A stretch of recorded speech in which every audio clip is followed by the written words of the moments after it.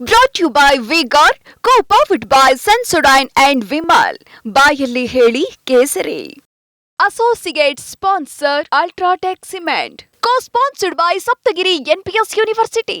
ಕೇಂದ್ರದಲ್ಲಿ ಸರ್ಕಾರ ರಚನೆ ಮಾಡೋದಕ್ಕೆ ಈಗಾಗಲೇ ಬಿಜೆಪಿ ಮುಂದಾಗ್ತಾ ಇದೆ. ಪ್ರಮುಖವಾಗಿ ಎನ್ಡಿಎ ಮಿತ್ರ ಪಕ್ಷಗಳನ್ನ ಈಗಾಗಲೇ ದೆಹಲಿಗೆ ಬುಲಾವ್ ಮಾಡಲಾಗ್ತಾ ಇದೆ. ಇವತ್ತು ದೆಹಲಿಯಲ್ಲಿ ಎನ್ಡಿಎ ಮಿತ್ರ ಪಕ್ಷಗಳ ಮಹತ್ವದ ಒಂದು ಸಭೆ ನಡೀತಾ ಇದೆ. ಈ ಸಭೆಯಲ್ಲಿ ಎಲ್ಲ ನಾಯಕರಿಗೆ ಆಹ್ವಾನವನ್ನು ನೀಡಲಾಗಿದೆ. ಅಲ್ಲಿ ಸಭೆ ಮಾಡ್ತಾರೆ. ಆನಂತರ ಬೆಂಬಲ ಪತ್ರವನ್ನು ಪಡೆದು ನೇರವಾಗಿ ರಾಷ್ಟ್ರಪತಿಗಳಿಗೆ ನೀಡುವಂಥ ಸಾಧ್ಯತೆ ಇದೆ. ಸಂಜೆ 4 ಗಂಟೆಗೆ ಎನ್ಡಿಎ ಮೈತ್ರಿಕೂಟದ ಸಭೆ ಇದೆ. ಈ ಸಭೆಯಲ್ಲಿ ಹಲವಾರು ವಿಷಯಗಳು ಸಹಜವಾಗಿ ಚರ್ಚೆ ಆಗುತ್ತೆ.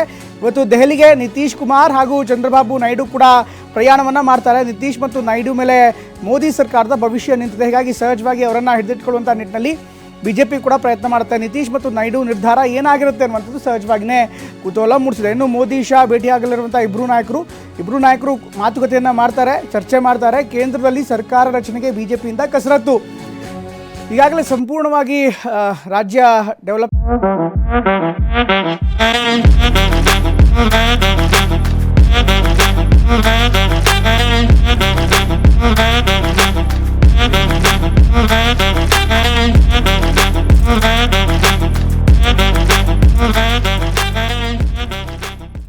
ಡೆವಲಪ್ಮೆಂಟ್ಗಳನ್ನು ನೋಡ್ತಾ ಇದ್ದಾರೆ, ದೇಶದ ಡೆವಲಪ್ಮೆಂಟ್ಗಳನ್ನು ನೋಡ್ತಾ ಇದ್ದಾರೆ. ಖಂಡಿತವಾಗ್ಲೂ ಈಗ ಮೈತ್ರಿ ಯುಗಕ್ಕೆ ಮತ್ತೆ ಎಂಟರ್ ಆಗಿದ್ದೀವಿ. ಹೀಗಾಗಿ 2014ರಿಂದ 24ರವರೆಗೆ ಯಾವ ರೀತಿ ಅಂತ ಒಂದು ಸನ್ನಿವೇಶ ಇತ್ತು, ಅದಕ್ಕೆ ಭಿನ್ನವಾಗಿ ಮತ್ತೆ ಮೈತ್ರಿ ಯುಗ ಆರಂಭವಾಗಿದೆ. ದೆಹಲಿಯಲ್ಲಿ ಸಂಜೆ 4 ಗಂಟೆಗೆ ಎನ್ಡಿಎ ನಾಯಕರ ಸಭೆ ನಡೀತಾ ಇದೆ.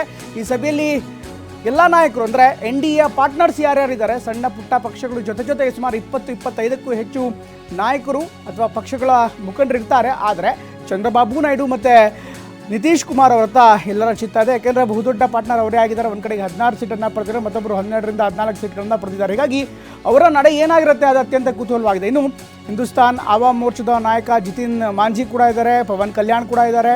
ದೆಹಲಿಯಲ್ಲಿ ಸಂಜೆ 4 ಗಂಟೆ ನಡೆಯುವಂಥ ಒಂದು ಸಭೆಯಲ್ಲಿ ಎಲ್ಲ ನಾಯಕರು ಇರ್ತಾರೆ. ಈ ಸಭೆಯಲ್ಲಿ ಒಂದು ಎನ್ಡಿಎ ಅಜೆಂಡಾವನ್ನು ನಿರ್ಧರಿಸುವ ವಿಚಾರ ಮುಂದಿನ ದಿನಗಳಲ್ಲಿ ಚರ್ಚೆ ಮಾಡಿದ್ರು ಕೂಡ ಇನ್ನು ಸ್ಥಳೀಯವಾಗಿ ಹೇಳೋದಾದರೆ, ಅದರಲ್ಲೂ ರಾಷ್ಟ್ರ ಮಟ್ಟದಲ್ಲಿ ಹೇಳೋದಾದರೆ ಅವರ ಬೆಂಬಲ ಪತ್ರವನ್ನು ಪಡೆದು ಸರ್ಕಾರ ರಚಿಸುವಂಥ ನಿಟ್ಟಿನಲ್ಲಿ ಮೊದಲ ಹೆಜ್ಜೆಯನ್ನು ಇಡ್ತಾರೆ ಅನ್ನುವಂಥ ಮಾಹಿತಿ ಲಭ್ಯವಾಗ್ತಾ ಇದೆ. ಇನ್ನು ಕಹಾನಿ ಮೇ ಟ್ವಿಸ್ಟ್ ಅನ್ನುವಂಥ ರೀತಿಯಲ್ಲಿ ದೆಹಲಿಯಲ್ಲಿ ಸಂಜೆ 4 ಗಂಟೆಗೆ ಇವತ್ತೇನು ಸಭೆ ಇದೆ ಅದಕ್ಕೆ ದೆಹಲಿ ನಾಯಕರಿಗೆ ಬರ್ತಾ ಇದ್ದಾರೆ. ಇನ್ಫ್ಯಾಕ್ಟ್ ದೆಹಲಿಗೆ ಎಲ್ಲ ನಾಯಕರು ಹೋಗ್ತಾ ಇದ್ದಾರೆ. ಅದೇ ರೀತಿ ಇಂಡಿಯಾ ಪಕ್ಷದ ಮೀಟಿಂಗು ಕೂಡ ಇದೆ ಇವತ್ತು. ದೆಹಲಿಯಲ್ಲಿ ಇಂಡಿಯಾದ ಗಠಬಂಧನ್ ಮೀಟಿಂಗು ಕೂಡ ಇದೆ. ಇದಕ್ಕೆ ಒಂದೇ ವಿಮಾನದಲ್ಲಿ ದೆಹಲಿಯತ್ತ ನಿತೀಶ್ ಮತ್ತು ತೇಜಸ್ವಿ ಇಬ್ಬರು ಕೂಡ ಹೋಗ್ತಾ ಇದ್ದಾರೆ. ವಿಮಾನದ ಮುಂದಿನ ಸೀಟ್ನಲ್ಲಿ ನಿತೀಶ್ ಕುಮಾರ್ ಕೂತಿದ್ರೆ, ಹಿಂಭಾಗದಲ್ಲಿ ತೇಜಸ್ವಿ ಕೂತಿದ್ದಾರೆ. ಒಂದೇ ಫ್ಲೈಟ್ನಲ್ಲಿ ಇಬ್ಬರು ಕೂಡ ಪ್ರಯಾಣ ಮಾಡ್ತಾರೆ. ಅಕ್ಕಪಕ್ಕ ಅಥವಾ ಹಿಂದೆ ಮುಂದೆ ಕೂತಿಗ ಪ್ರಯಾಣವನ್ನು ಮಾಡ್ತಾ ಇರುವಂಥದ್ದು ಸಹಜವಾಗಿ ರಾಜಕೀಯವಾಗಿ ದೊಡ್ಡ ಚರ್ಚೆ ಕಾರಣವಾಗ್ತದೆ. ಯಾಕೆಂದರೆ ಈ ಸೀಟ್ ಯಾವಾಗ ಬೇಕಾದರೂ ಅದ್ಲೂ ಬದಲು ಆಗ್ಬಿಡ್ಬೋದು. ಯಾಕೆಂದರೆ ಬಿಹಾರದ ರಾಜಕಾರಣವನ್ನು ನೋಡಿದವ್ರಿಗೆ ಇದು ಹೊಸತೇನಲ್ಲ. ಹೀಗಾಗಿ ಮುಂದೆ ಕೂತವ್ರು ಹಿಂದೆ ಬರ್ಬೋದು, ಹಿಂದೆ ಕೂತವ್ರು ಮುಂದೆ ಬರ್ಬೋದು, ಅಕ್ಕಪಕ್ಕ ಆಗ್ಬೋದು. ಅದರಲ್ಲೂ ರಾಷ್ಟ್ರದ ರಾಜಕಾರಣವನ್ನು ನೋಡ್ತಾ ಇದ್ದರೆ ಈ ಒಂದು ಪ್ರಯಾಣ ಏನಿದೆ ನಿತೀಶ್ ಕುಮಾರ್ ಮತ್ತು ತೇಜಸ್ವಿ ಯಾದವ್ ಅವರ ಪ್ರಯಾಣ ಸಹಜವಾಗಿ ಒಂದು ಸೂಚ್ಯಾಂಕ ಅಥವಾ ಒಂದು ರೀತಿ ದಿಕ್ಸೂಚಿ ಅಂದರೆ ತಪ್ಪಾಗಲ್ಲ. ಎಲ್ಲೋ ಒಂದು ಕಡೆಗೆ ಪ್ರಯಾಣ ಮಾಡ್ತಿದ್ದಾರೆ. ಇನ್ಫ್ಯಾಕ್ಟ್ ಇಬ್ಬರೂ ಮುಂದಿನ ಸೀಟ್ನಲ್ಲಿ ನಿತೀಶ್ ಕುಮಾರ್ ಕೂತ್ಕೊಂಡಿದ್ದಾರೆ, ಹಿಂದೆಗಡೆ ತೇಜಸ್ವಿ ಯಾದವ್ ಇದ್ದಾರೆ. ಹೀಗಾಗಿ ಸಹಜವಾಗಿ ಈ ದೃಶ್ಯ ಏನಿದೆ, ಇನ್ಫ್ಯಾಕ್ಟ್ ಪ್ರಯಾಣ ಮಾಡುವಂಥ ಸಂದರ್ಭದಲ್ಲಿ ಪ್ರಯಾಣಿಕರೊಬ್ಬರು ಸರಿದಿರುವಂಥ ದೃಶ್ಯ ಇದು. ಇದನ್ನು ನೋಡ್ತಾ ಇದ್ದಂತಲೇ ಸಹಜವಾಗಿಯೇ ಅವರೆಲ್ಲರೂ ಕೂಡ ಆಶ್ಚರ್ಯ ಆಗಿದ್ದಾರೆ. ಇನ್ಫ್ಯಾಕ್ಟ್ ನಿತೀಶ್ ಕುಮಾರ್ಗೆ ಹಿಂದೆ ಕೂತಿದ್ದವರ ಬಗ್ಗೆ ಗೊತ್ತಿದೆಯೋ ಗೊತ್ತಿಲ್ಲ ಅಥವಾ ತೇಜಸ್ವಿ ಯಾದವ್ ಕೂಡ ಕೈ ಮಾಡಿ ಹೇಳ್ತಾರೆ. ಅದರ ಬಗ್ಗೆ ಯಾವುದೇ ರೀತಿಯಂಥ ರಿಯಾಕ್ಷನ್ ಜಾಸ್ತಿ ಕೊಡೋದಕ್ಕೆ ಹೋಗಲ್ಲ. ದಯವಿಟ್ಟು ಮೊಬೈಲ್ ಸೈಡ್ಗೆ ತೊಗೊಂಡೋಗಿ ಅನ್ನುವಂಥ ಸೂಚನೆಯನ್ನು ಕೊಡ್ತಾರೆ. ಅದೇ ಬೇರೆ ಇದೇ ಬೇರೆ ಅಂತ. ಬಟ್ ಎನಿವೆ ರಾಷ್ಟ್ರ ರಾಜಕಾರಣದಲ್ಲಿ ಸರ್ಕಾರ ರಚನೆ ಮಾಡುವಂಥ ಸಂದರ್ಭದಲ್ಲಿ ಇದೆಲ್ಲವೂ ಕೂಡ ಡೆವಲಪ್ಮೆಂಟ್ಗಳಾಗ್ತಾ ಇದೆ. ಇಬ್ಬರು ಕೂಡ ಒಂದೇ ವಿಮಾನದಲ್ಲಿ, ಅದರಲ್ಲೂ ಕೂಡ ಹಿಂದೆ ಮುಂದೆ ಸೀಟ್ನಲ್ಲಿ ಕೂತ್ಕೊಂಡು ಇಬ್ಬರು ಪ್ರಯಾಣ ಮಾಡ್ತಾ ಇರುವಂಥದ್ದು ಸಹಜವಾಗಿಯೇ ಒಂದು ಕೌತುಕಕ್ಕೆ ಕಾರಣವಾಗ್ತಾ ಇದೆ. ಇನ್ನು ಇಂಡಿಯಾ ಮೈತ್ರಿಕೂಟ ಸರ್ಕಾರ ರಚನೆ ವಿಚಾರವಾಗಿ ಒಂದು ಚರ್ಚೆ ಮಾಡ್ತಾ ಇದೆ. ನಾವು ಸರ್ಕಾರ ರಚಿಸಲು ಪ್ರಯತ್ನ ಮಾಡ್ತಾ ಇದ್ದೀವಿ ಅನ್ನುವಂಥ ಮಾತನ್ನು ಕೂಡ ಈಗ ಇಂಡಿಯಾ ಒಕ್ಕೂಟ ಹೇಳ್ತಾ ಇದೆ. ಈ ಬಗ್ಗೆ ಪ್ರಯತ್ನಿಸಬೇಕು, ಯಾಕೆ ಪ್ರಯತ್ನ ಮಾಡಬಾರ್ದು?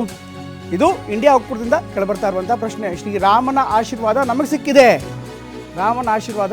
ಅನ್ನುವಂಥ ಮಾತನ್ನು ಇಂಡಿಯಾ ಒಕ್ಕೂಟದ ನಾಯಕರು ಹೇಳ್ತಿದ್ದಾರೆ. ಇಂಡಿಯಾ ಮೈತ್ರಿಗೆ ಅಯೋಧ್ಯೆಯ ಶ್ರೀರಾಮನ ಕೃಪೆ ಇದೆ ಅನ್ನುವಂಥ ಮಾತನ್ನು ಕೂಡ ಇದೇ ಸಂದರ್ಭದಲ್ಲಿ ಹೇಳ್ತಾರೆ. ಬಹುಮತದಿಂದ ಬಿಜೆಪಿ ಬಹುಮತ ಬಂದಿಲ್ಲ, ಅವರು ದೂರದಲ್ಲಿದ್ದಾರೆ ಅನ್ನುವಂಥ ಮಾತುಗಳು ಕೂಡ ಕೇಳಿಬರ್ತಾ ಇದೆ.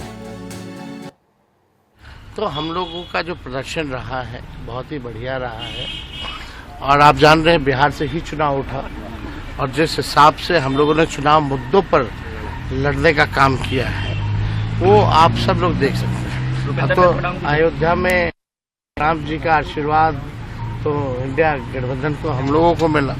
तो कहीं भी जो है आप देखिएगा एक चीज़ तो साफ हो गया कि जो मोदी जी की बात करते थे कि मोदी फैक्टर वो खत्म हो गया। भाजपा जो है मेजॉरिटी से दूर चली गई है।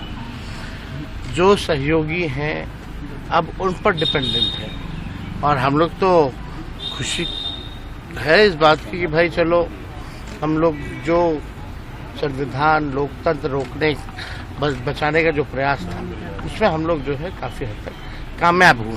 बनाना चाहिए, प्रयास करना चाहिए। अब देखिए हमारी सरकार प्रयासरत तो हम लोग रहेंगे